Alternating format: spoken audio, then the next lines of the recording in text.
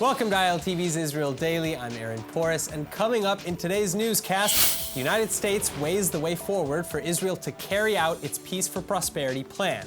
Time is ticking for video app Tik Tok to implement measures to crack down on hate speech. And you won't have to wait for the AC on the bus. Soon, you could get it as you stand at the bus stop. We'll show you a world first launched in Israel.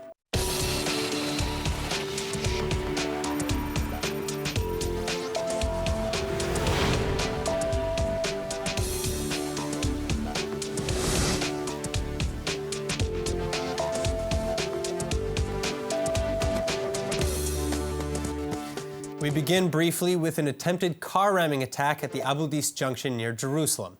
A Palestinian man tried to run over a border police officer. The assailant has been neutralized and no other injuries to report.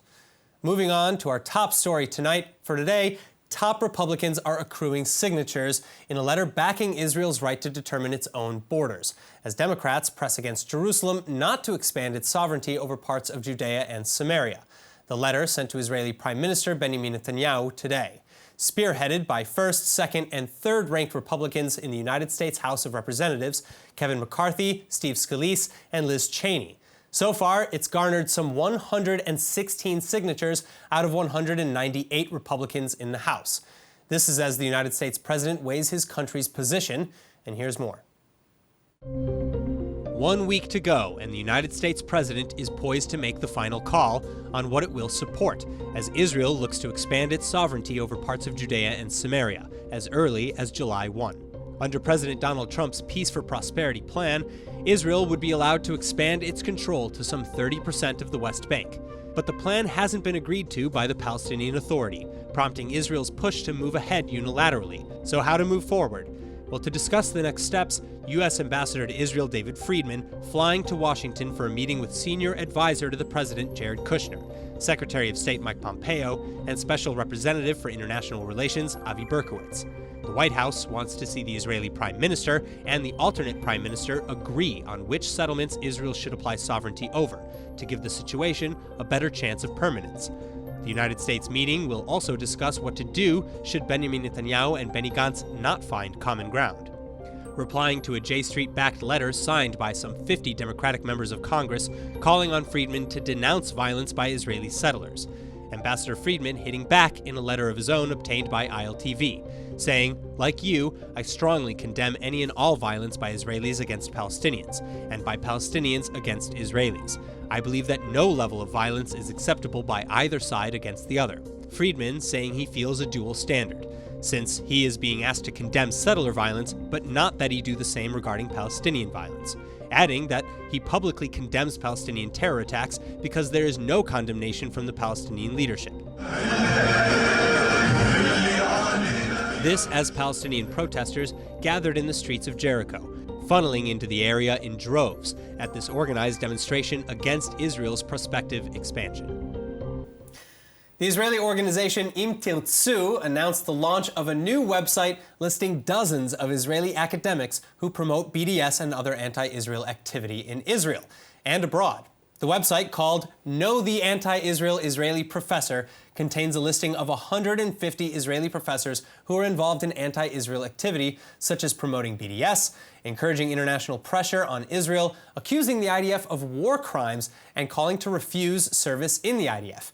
Eitan Meir, Director of External Relations with Im Tirtzu, joining me in the studio. Thank you so much for being with us.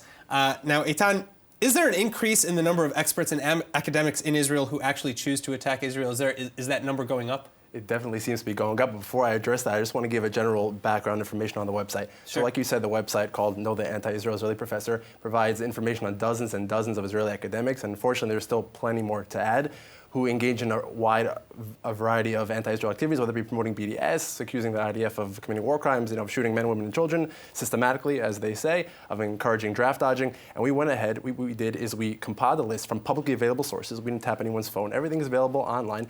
and we put it online for everyone to see and for everyone to be able to access. So now someone in America or Britain who sees a professor, sees an op-ed by one of these professors, let's say the professor is coming to speak at their son's university, they can now actually know and understand who these people are. And so, for example, last year in Hebrew University, you had a Hebrew University law professor who came to Columbia University in New York and gave a lecture accusing Israel of purposely targeting and killing Palestinian Arab children in order so they could market their weapons as battle-tested.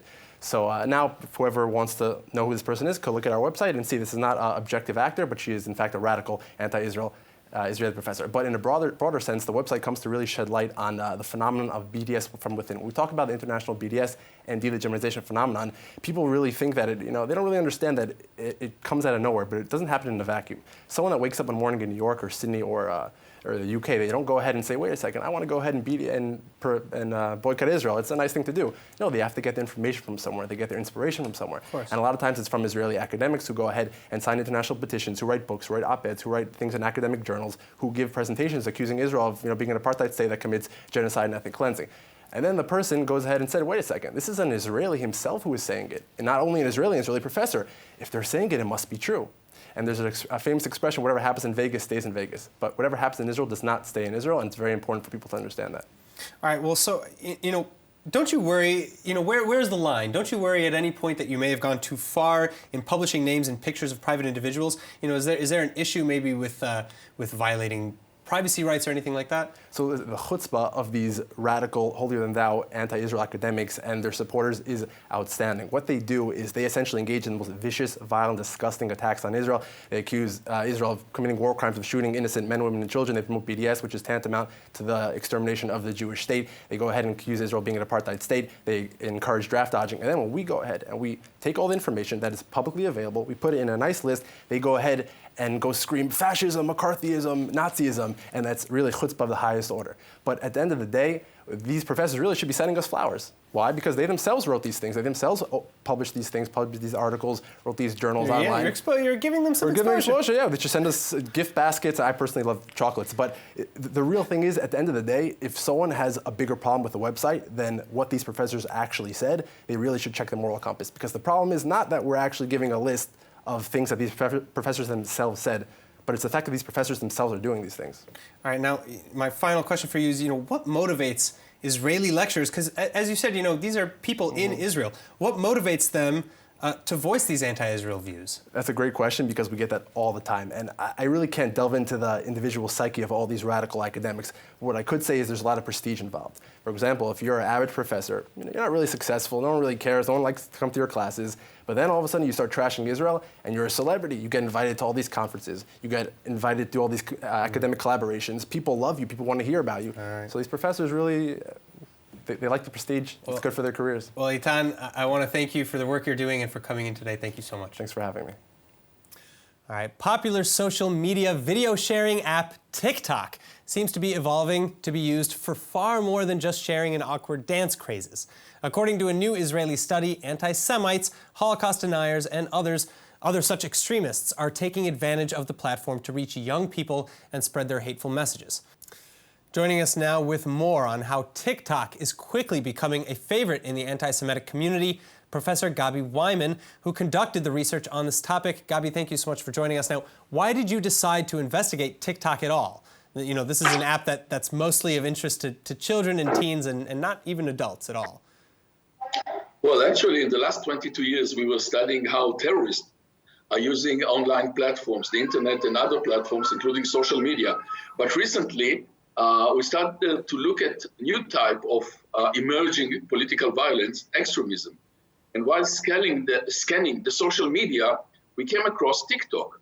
And surprisingly, we found that TikTok, this childish medium meant to entertain people with video, and we found hundreds of video clips, text, symbols, as you can see on the screen, that were put there by groups that can be best, I think, labeled as extremist, violent extremism, some of them encouraging violence, suggesting violence, rewarding violence, and hating, full of hate.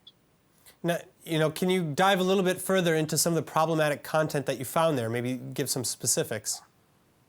Well, actually found a lot of neo-Nazi material. We found, including pictures and symbols from Nazi times and old Goebbels-style anti-Jewish, anti-Semitic material. We found racist material, white supremacist material, material against gay, against women, against immigrants, and so on. So it was actually this medium, which seems so innocent, and actually exposing young children to content which are far from being entertaining and far from being childish or innocent. All right, well, now I'm assuming that you've brought this to the attention of TikTok. What was the reaction of TikTok's management? Is it even really possible for TikTok to control this content? Yeah, well, I was interviewed yesterday on BBC and came the formal statement by TikTok that they are removing this material. Now, that made me more worried. If they think that they remove this material, the situation isn't worse. Because while they were issuing that statement, you could easily access, and I could easily access online, more than 200 postings. At the same time, they announced that there is no such material on TikTok. So either they are not aware of it, or they are doing very, very bad job. All right, now Facebook, Twitter, and certain other social media platforms have come under fire for not doing enough to address hate speech. How is it that more apps haven't learned? Well, here's the problem. Most of the social media that we know and use are Western. And we can use some leverage, some pressure when trying to force them to employ or apply some, I would say, safe regulation and censorship. TikTok is different. TikTok is a Chinese company, owned by a Chinese company. And the question is, what is the type of leverage? What kind of pressure can we apply to a foreigner Chinese company with all the political situation right now? All right. Well, Professor, thank you so much for joining us, and good luck in your mission. Thank you. Now, Israeli ministers are set to tighten restrictions in high COVID-19 infected areas. Hebrew media reports saying from today, these towns and cities will be declared restricted zones. The details of the rules and names of these areas aren't yet detailed, but according to Health Ministry stats, the areas that have recently been spiking include Bat Yam, Bnei Brak, Elad, Tel Aviv, Jaffa, Jerusalem, and Petah Tikva. This as industries continue to feel the pinch, even as certain economic restrictions ease. Nittany Manson reports. The noise just isn't going away. A week after this scene where bus drivers formed a blockade on a major Tel Aviv highway, today again roads at a standstill in the latest protest against the government's lack of support in the COVID-19 fallout. The transportation industry, particularly the bus drivers, massively damaged by the 2-month-long coronavirus shutdowns, pleading for financial assistance to keep their out-of-work employees above water, especially with the Israeli public still relying primarily on their services. While train lines are finally open, the carriages remaining mostly vacant though on their first days returning to partial operation, just 30% of the expected passengers actually buying tickets. It's hot out. Still, wearing masks is being enforced more heavily. And another weight is the financial one. Nearly 500,000 out-of-work Israelis are likely to have their unemployment benefits expire by the end of July. Labor Minister Itzik Shmuley calling the situation a ticking social time bomb, urging the government to quickly renew its stipends. Shmuley warning that by August, about 500,000 Israelis will be unemployed and without benefits, most of them young and some new parents, and that hundreds of thousands of these Israelis will become the new poor, a burden the welfare department just can't bear. Shmuley says analysis from the National Insurance Institute show that a whopping 70% of the unemployed who would lose their benefits are under 27 years old, and those over retirement age who are out of work will also come up wanting. Meanwhile, as testing increases, we see a rising number of coronavirus infections logged, with 377 new cases recorded over the past 24 hours. This bringing the total active number of infections in Israel to over 5,000. The death toll, though, holding since Monday at 377. But as the government looks for ways to manage the crisis, leaks now turning to pores, as yet another recording for the confidential coronavirus cabinet meeting hits the media. Israeli Prime Minister Benjamin Netanyahu calling on Attorney General Avichai Mandelblit to investigate, after audio of Interior Minister Aryeh Deri was broadcast on Israel's Channel 12, in which he's heard arguing with the premier over potential new lockdowns. This just a day after a recording was publicized of Netanyahu speaking with the Shin Bet over its tracking program to follow COVID-19 patients. Now, the following is what I call teamwork, and we'll be seeing a lot more of it over the next few months. After immigration aid organization Nefesh B'Nefesh, in partnership with the Ministry of Aliyah and Integration, the Jewish Agency for Israel, Keren Kayemet for Israel, and JNF USA, has signed a contract with Israel's national carrier El Al Airlines for a group of 14 flights to take place over the next 3 months. It comes in the wake of an unprecedented increase in interest from North American Jews to make the move to the Holy Land. As we reported here on ILTV, Nefesh B'Nefesh has seen its highest number of calls and applications this past May, and in the first half of June, there have already been some 900 applications for Aliyah submitted by the organization. That's compared to 399 in June 2019. Now, don't you just hate it when you've got to get to your business meeting and you've got to catch the bus and it's sweltering outside and you know that your makeup is certainly going to be ruined by the time you get there after sweating in the sun? I mean, I know I have that problem way too often. But now, I won't have to anymore if this next Israeli trial shows the success that we're all hoping it does. Tracy Alexander has the details. Typically the best part of waiting for the bus, standing in the warm Israeli sunshine. That's until the peak of summer when the fun is over and temperatures in the south soar to around 40 degrees Celsius or 105 Fahrenheit. Thankfully, at least one station is offering reprieve. Say hello to the world's first smart air-conditioned bus station. Placed in Israel's southernmost tourist hub of Eilat, the station serving as a pilot for the rest of the country. It boasts automatic sliding doors with interactive signage and a touchscreen, a comfortable inside temp of around 25 degrees Celsius or 77 degrees Fahrenheit, a bus travel smart card charging station, and an electronic bulletin board with information on relevant bus lines. It's also set with a number of CCTV cameras with staff watching 24/7. Each station coming at a cost of roughly 160,000 shekels or $46,000. Smack bang in the first sentence of Israel's Ministry of Health website on a page dedicated to mental health is this line: "Man has a body and a mind which have complex interrelations, ultimately creating one complete unit.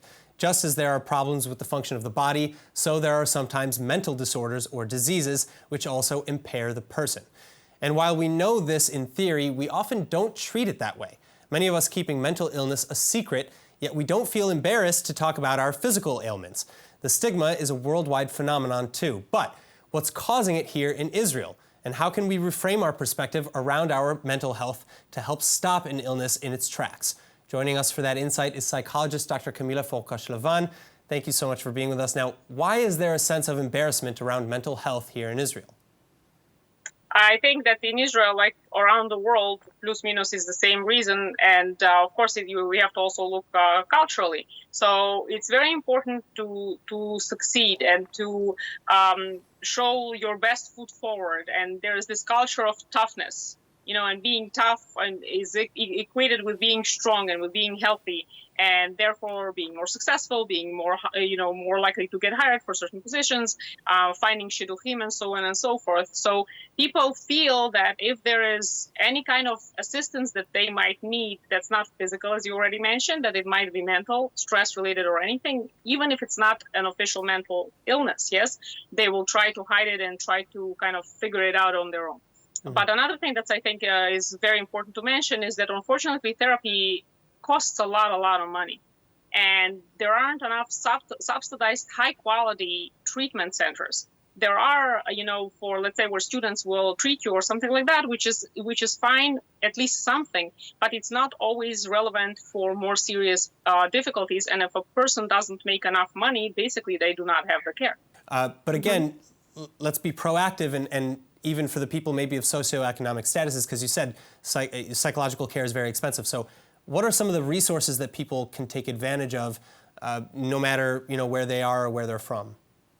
So on my site, people are welcome to come also to see on my site, and I'm not the only one. There is a lot of information on the internet as far as where the help is. Some of them are sponsored by the government, like by the city.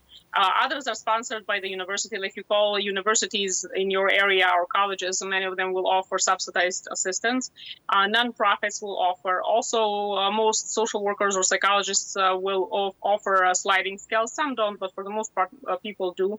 And so you can figure out how to find the assistance, even if you don't directly know how to. Like, even if you call any of us, we are able, I know, like, for example, people often call me from different kinds of parts of the country, and we have different groups that we're part of. And so it's very easy for us to already then find whatever the person needs, whatever that may be. So don't be shy, reach out, ask. The assistance is there. Camila, thank you so much for joining us. Thank you. All right, now raise your hand if you thought, or at least that you were taught, that humanity first started migrating out from Africa thanks to the thawing of the Ice Age. Well, if you're raising your hand, then you, like me, learned wrong.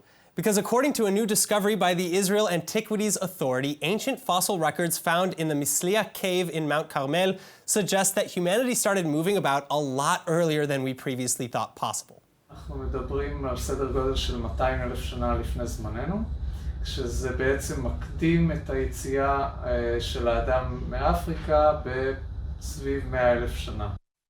All right, and here to tell us a little bit more about what this means, we're joined by Israeli tour guide Anat. Anat, so great to have you with us. What can you tell us about this discovery?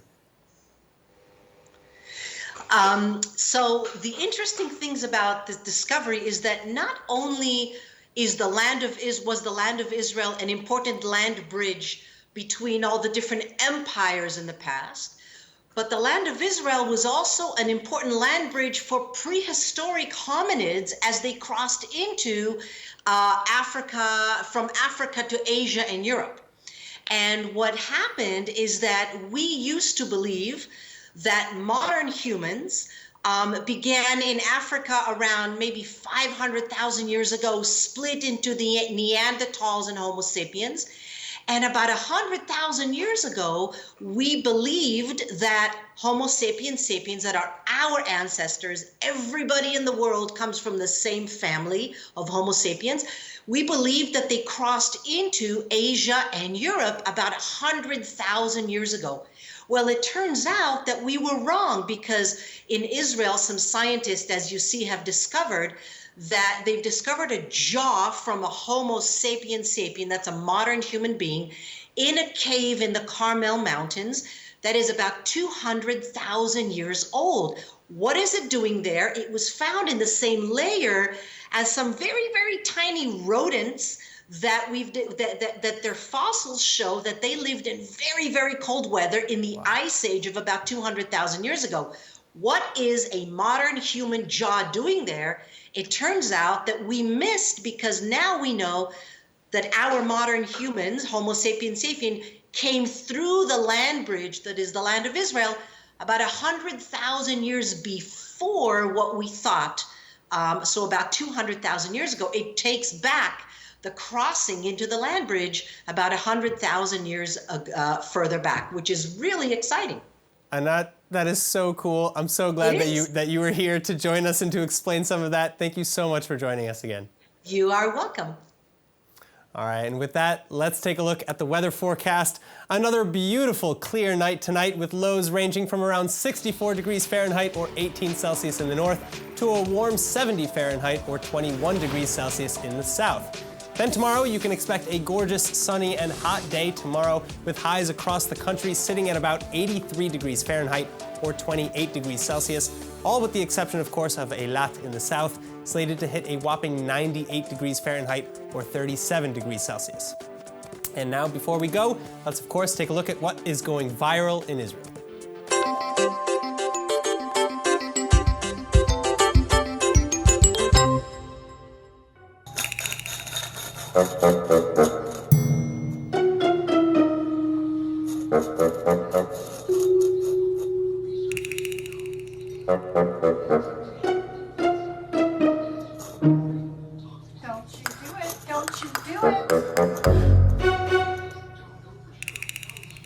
I just hear someone saying, don't you do it, don't you do it. And let me tell you, this anxiety level that I'm feeling right now watching this cat about to tip this bowl is why I don't have a pet cat.